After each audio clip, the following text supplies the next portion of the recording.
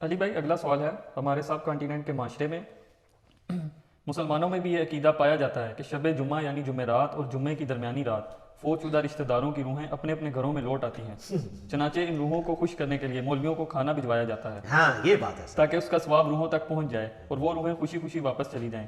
Please اس حوالے سے کوئی شرعی دلیل ہو تو بیان فرما دیں۔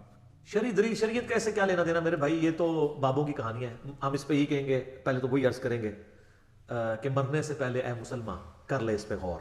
کتابوں کا خدا اور ہے، بابوں کا خدا اور یہ تو ایک لائٹر موڈ میں نے بات کی. سورہ بنی اسرائیل کی آیت نمبر 36 ہے، جو 10 کمانڈمنٹس آئی ہیں ان میں سے 9th کمانڈ ہے، وَلَا تَقْفُ مَا لَيْسَ لَكَ بِهِ عِلْمٌ إِنَّ السَّمْعَ وَالْبَصَرَ وَالْفُؤَادَ كُلُّ أُولَٰئِكَ كَانَ عَنْهُ مسؤولا. انسان کسی چیز کی پیروی اس وقت تک مت کر جب تک کہ تجھے اس کے بارے میں ڈیفینیٹ علم نہ حاصل ہو جائے. بے شک کان، آنکھیں اور عقل، دل یا دماغ، کوئی بھی چیز، اس کے بارے میں تجھ سے پوچھا جائے گا کہ ان 3 انسٹرومنٹس کو استعمال کر کے تم نے حق بات تک پہنچنے کی کوشش کیوں نہیں کی. تو مجھے بتائیے، کیا ریویلڈ نالج میں جو کتاب و سنت کا علم ہے یا ایکوائرڈ نالج میں کہیں یہ بات ملتی ہے، یہ والی کہانی کے روحیں واپس آ جاتی ہیں؟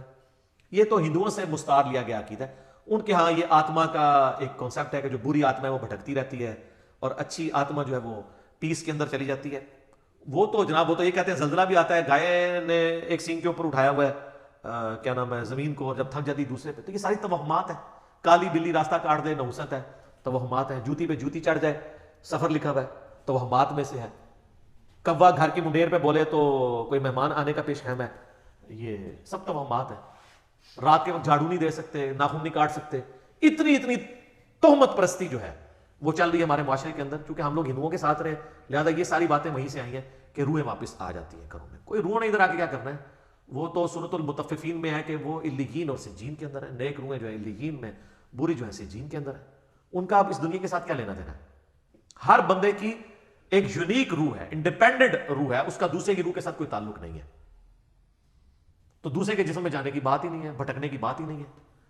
بیسیکلی شیاطین ہیں جو اب چونکہ شیطان جو جنات کے اندر شیطان موجود ہیں ان کو تو ہم لوگ دیکھ نہیں سکتے، تو وہ مختلف قسم کی شکلیں دھار کے پبلکلی آ جاتے ہیں سامنے، تو لوگ سمجھتے ہیں یہ اسی بندے کی کوئی روح آ گئی ہے واپس. اس طریقے سے نہیں ہوتا، یہ بالکل جھوٹی باتیں.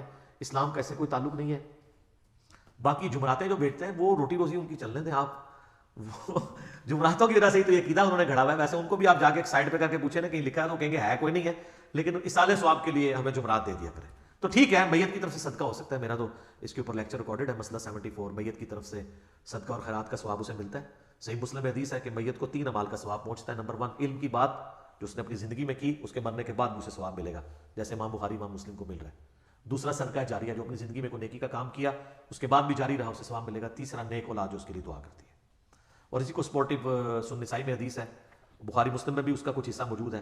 جو سعد ابن عبادہ سفر میں تھے تو ان کی ماں پیچھے سے فوت ہو گئی. ان کا یا رسول اللہ میرا ارادہ ہے کہ میں اس کی طرف سے صدقہ کروں تو اسے ثواب ملے گا. آپ نے فرمایا ہاں.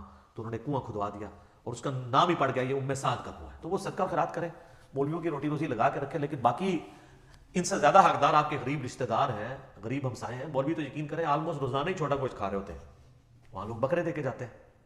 غریب رشتہ داروں کو کوئی جو ہے ایک چھٹانگ چھوٹا گوشت لے کے دینے کے لیے تیار نہیں ہے.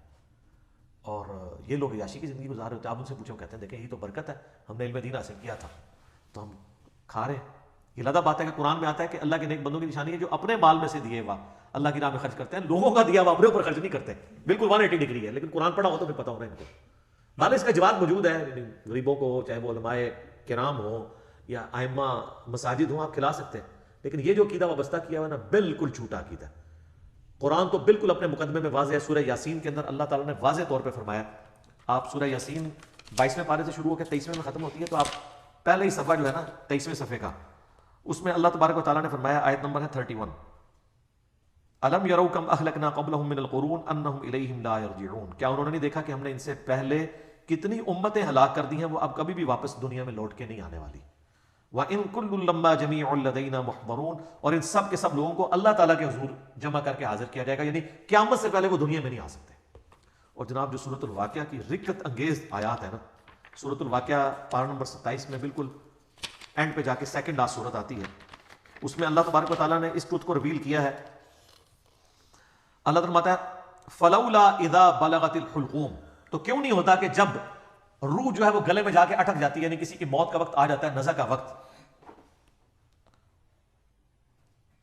وَأَنْتُمْ حِينَئِذٍ تَنْظُرُونَ، اور تم اس وقت وہاں پہ موجود یہ سب کچھ دیکھ رہے ہوتے ہو کہ ایک بندے کی روح نکل رہی ہے تو روح واپس کیوں نہیں لا سکتے؟ وہ آگے ذکر آئے گا اس کا.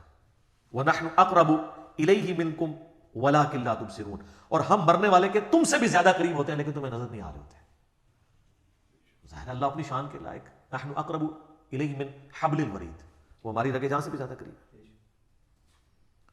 فلولا ان کنتم غیر مدینین، تو تم کیوں نہیں جو ہے وہ بدلے دیکھ کے دین کے معاملے میں کوئی اسکیپ روٹ کیوں نہیں اختیار کر لیتے؟ کہاں بھاگ کے جا سکتے ہو تم؟ ترجعونہا ان کنتم صادقین، تو لوٹا لو نا اس کی روح اگر تم سچے ہو تو، مرے ہوئے کو واپس لے آؤ. تو یہ اللہ تعالیٰ نے بیسیکلی اس کا کانٹیکسٹ یہ چل رہا ہے کہ اللہ تعالیٰ یہ بتا رہا ہے کہ اس کائنات کا کریٹر میں ہوں، زندگی موت کا مالک میں ہوں. اگر تم سمجھتے ہو یہ تمہارے اختیار میں ہے تو جو مر رہا ہوتا ہے اس وقت تم بھی کرسی کے ساتھ پاس ہی کھڑے ہوتے ہو تو اس کی روح کیوں نہیں لوٹا لیتے؟ یہ بھی اس کے ثبوت میں ہے کہ جو بندہ مر گیا وہ اب دنیا میں واپس نہیں آئے گا. یہ بالکل اجماعی عقیدہ ہے، اس کے خلاف کوئی عقیدہ رکھتا ہے تو وہ کفری ہے. البتہ صحیح بخاری اور صحیح مسلم میں اشارتاً موجود ہے روح کا لوٹنا اس حوالے سے کہ وہ قبر کے اندر، جیسا کہ برزخی معاملہ ہمیں نہیں پتا کہ جب مردے کو دفنا کے جاتے ہیں تو وہ جانے والوں کے قدموں کی آہٹ بھی سنتا ہے تاکہ اس کی حسرت میں اضافہ ہو. اگر بدکار ہے اور نیکوکار ہے تو وہ خوش ہو جائے کہ میں اپنے مال اپنے ساتھ لے کے آیا تھا. وہ تو بخاری میں آتا ہے میت اپنی چارپائی پہ کلام کرتی ہے دفنانے سے پہلے، جنوں انس کے سوا ساری مخلوقات سنتی ہے کیونکہ وہ مکلف ہے نا، شریعت کے مکلف ہے نا. اور اگر یہ سن لیں تو بے ہوش ہو جائے. وہ کہتی ہے مجھے کدھر لے کے جا رہے ہو، اور نیک میت کہتی ہے مجھے جلدی جلدی اس طرف لے جاؤ. یہ جناب بڑا خطرناک معاملہ ہے. اللہم انی اعوذ بک من عذاب جہنم ومن عذاب القبر ومن فتنة المحیا والممات ومن شر فتنة المسیح الدجال. بخاری مسلم میں حدیث ہے، نبی الاسلام نے فرمایا، سورہ ابراہیم کی آیت نمبر 27 ہے نا، یثبت اللہ الذین آمنوا بالقول الثابت فی الحیاۃ الدنیا وفی الآخرہ، کہ اللہ تعالیٰ اہل ایمان کو دنیا کی زندگی میں بھی اس قول پر ثابت قدم رکھتا ہے اور آخرت کی زندگی میں بھی. تو نبی علیہ السلام سے پوچھا کہ یہ کون سا قول ہے؟ تو آپ نے فرمایا لا الہ الا اللہ محمد رسول اللہ. اور آپ فرمایا یہ دنیا اور آخرت میں اس سے مراد یہ کہ جب انسان کو قبر میں رکھا جاتا ہے تو اس سے قبر میں سوال کیے جاتے ہیں، من ربک، تو وہ کہتا ہے کہ میرا رب اللہ ہے، میرا نبی محمد ہے صلی اللہ علیہ وآلہ وسلم. اور پھر نبی الاسلام نے یہ آیت پڑھ کے کہا کہ یہ قرآن میں بھی اس بات کا ثبوت ہے کہ اللہ تعالیٰ اسے ثابت قدم رکھتا ہے قبر کے سوالات کے اندر. تو قبر کے اندر جو اس سے سوال کیے جاتے ہیں، وہ جو روح کا لوٹنا ہے وہ برزخی ہے، وہ دنیا میں نہیں آ رہی ہوتی. نہ اس کو کیمرہ لگا کے آبزرو کر سکتا ہے، یہ بھی ذرا ذہن میں رکھیے گا. کوئی آبزرو بھی نہیں کر سکتا، فرشتوں کو آبزرو نہیں کر سکتا. کیمرے یا یہ فزیکل ورلڈ کی چیزیں فزیکل انسٹرومنٹ سے آبزرو ہو سکتی ہیں، جو عالم برزخ کی چیزیں وہ آبزرو نہیں ہو سکتی ہیں. پھر بخاری مسلم میں حدیث ہے، نبی الاسلام نے فرمایا کہ قبر میں میرے بارے میں بھی پوچھا جاتا ہے، ما کنت تقول فی ھذا الرجل، اس مرد کے بارے میں تو کیا کہا کرتا تھا؟ وہ کہتے ہیں حضور دکھائے جاتے ہیں نا قبر میں. نہ، ابو داؤد میں الفاظ ہے الذی بعث فیکم، ہم اس مرد کی بات کر رہے ہیں جو تم میں مبعوث ہوا تھا. تو وہ کہتا ہے ہوا محمد رسول اللہ، وہ تو محمد تھے اللہ کے رسول. وہ تھرڈ پرسن کے سیغے میں خطاب کر رہا ہوتا ہے، ورنہ تو وہ کہتا سیکنڈ پرسن میں کہتا ھذا محمد رسول اللہ، یہ اللہ کے رسول محمد ہے. کہتا وہ تو محمد رسول اللہ ہے. اس میں میرا کلپ بھی ہے نا، قبر میں 3 نہیں 4 سوال ہوں گے.